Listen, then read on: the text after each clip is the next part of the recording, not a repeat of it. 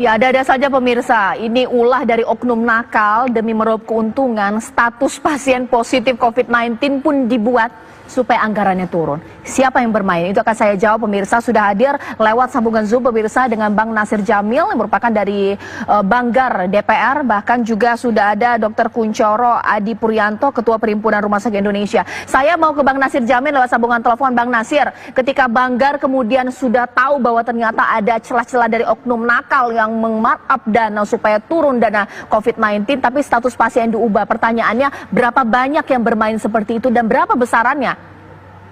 Caca, terima kasih. Tanpa mengurangi penghormatan kami ya kepada rumah sakit yang selama ini menangani pasien COVID-19 dan juga para petugas kesehatan, petugas medis yang menangani pasien COVID. Sebenarnya rapat pada hari itu sengaja kami mengundang Menteri Kesehatan, Menteri Pendidikan, Menteri Sosial dan juga Ketua Gugus Percepatan Penanganan COVID-19 Doni Munardo dan juga Menteri Keuangan serta senior Deputi Gubernur BI. Jadi waktu itu memang sebenarnya kami rapat sebelumnya kita di Banggar sedikit kecewa karena anggaran kesehatan yang dianggarkan dalam penanganan COVID ini kan 87 sekian triliun. Sementara daya serapnya itu ya sekitar 4, sekian triliun. Artinya 5, sekian persen. Sehingga kita perlu tanya kenapa. Nah kemudian dalam rapat itu Ketua Banggar Pak Said itu kemudian menyampaikan sejumlah informasi terkait dalam tanda kutip kenakalan ya oknum-oknum di rumah sakit dalam rangka untuk mendapatkan anggaran yang lebih besar terkait dengan pasien yang kena COVID ya, lalu dia sampaikan seperti itu. Ya, ini kan sebagai bentuk pengawasan daripada anggota DPR yang juga Ketua Banggar. Dan tentu itu disampaikan langsung di depan Menteri Keuangan kepada Menteri Kesehatan Pak Terawan. Artinya kami meminta kalau benar sinyalemen itu ya ada di Jambi, di Pasuruan, di Ciamis, dan juga beredar juga di Pira di mana ada masyarakat yang menolak ketika misalnya keluarganya dinyatakan COVID-19. Nah, karena ini kan perlu penanganan. Kenapa terjadi seperti ini begitu? Ya, pemerintah kan harus bisa mengawasi benar nggak? Siapa yang bisa kita percaya? Apakah keluarga atau pihak rumah sakit kan begitu? Baik, saya langsung tanya kepada Dr. Kunchoro. Dr. Kunchoro, ini sebenarnya benar tidak bahwa ada oknum rumah sakit yang bermain mata untuk status pasien COVID-19? Bagaimana Dr. Kunchoro? Ya, saya tentu belum bisa mengatakan ada atau tidak, karena kalau ada informasi seperti ini, biasanya kita harus melakukan investigasi. Kalau bagi kami, Persi, kalau rumah sakit itu memang seperti itu, sudah ada pelanggaran itu. Fraud, kecurangan, tindak saja. Tetapi tentu melalui klarifikasi, investigasi yang benar gitu bersama-sama gitu. Ya. Agar supaya itu tidak terjadi lagi gitu.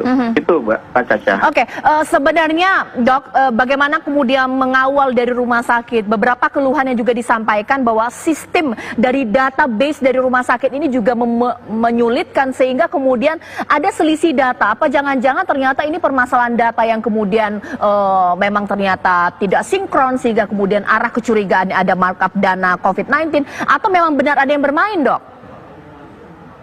Saya sih di era sekarang, di era saat ini itu sudah banyak perubahannya ya. Di awal-awal tuh kayak kaget semuanya. Jadi itu memang ketika awal COVID ini berpotensi ada selisih dan sebagainya, tapi semakin sedikit. Lebih-lebih sistem informasi ini sekarang udah jadi satu nih, ya. Satgas sudah jadi satu, semua jadi satu, lembaga jadi satu.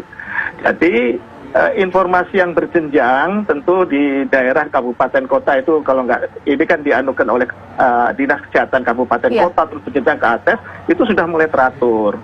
Saya menyadari nggak sempurna ya, ada nggak sempurna, pasti ada selisih-selisih ketidaksempurnaan. Nah oleh karena itu kita mengajak semuanya, ini perang nih, musuhnya nggak kelihatan, ya semua saja masyarakat itu kita keroyok bareng gitu Mbak. Baik, terakhir kemudian Bang Nasir Jamil singkat saja, kemudian kalau kasus ini diungkap juga harus tahu apa jangan-jangan ternyata karena kurangnya anggaran dari rumah sakit sampai mereka harus berbisnis atau mungkin jadi ada pihak besar yang kemudian bermain dari memainkan data sehingga bisnis COVID ini terjadi, Bang Nasir Jamil.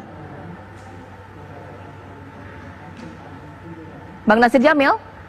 Iya, saya nggak begitu dengar. Iya, Bang Nasir Jamil, sebagaimana kemudian DPR dan Banggar juga bisa mengungkap ini sehingga kemudian jelas yang bermain siapa, rumah sakit mana, dan kemudian menindak secara hukum?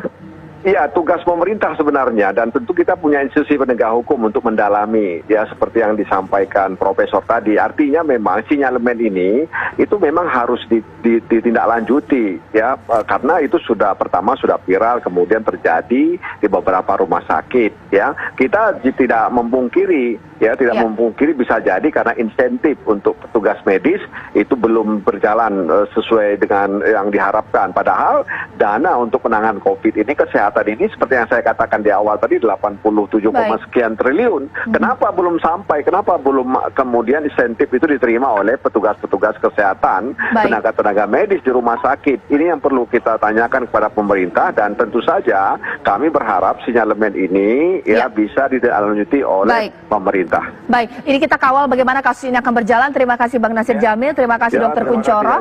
Ini menjadi akhir Apa Kabar Indonesia Malam. Saya Cica Anissa, terima kasih, selamat malam, sampai jumpa.